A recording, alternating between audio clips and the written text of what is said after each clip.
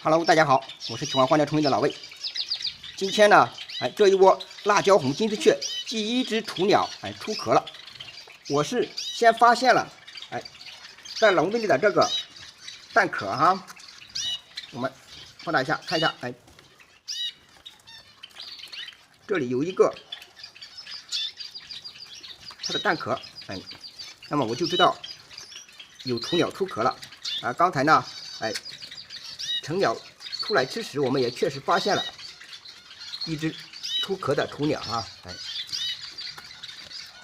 就在这边。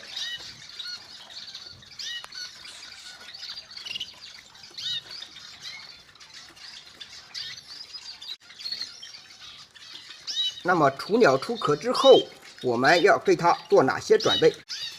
当然主要是食物上啊，食物上的。首先，全部给它换成软食啊，软食。那么软食呢，就包括这个苏子，全部都喂苏子。现在呢，这个白尖素呀，还有这个谷子啊，还有油菜籽，就不要再喂了，只给它苏子，然后呢，还有青菜肯定是不要断啊，青菜要常备啊，青菜这个肯定是不能断掉，青菜常备。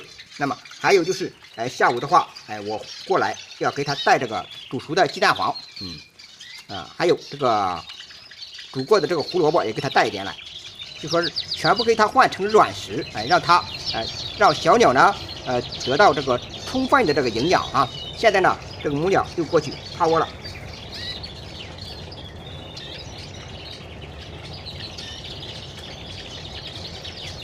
当然呢，这个过程中还要随时的观察哈，观察这个不喂雏鸟的情况。如果发现这个母鸟的这个不喂，这个母性不太好的话，喂不饱的话，还要及时的进行人工助喂。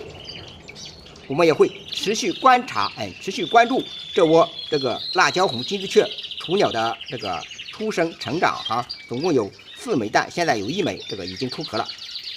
好的，我们会继续关注，下期再见。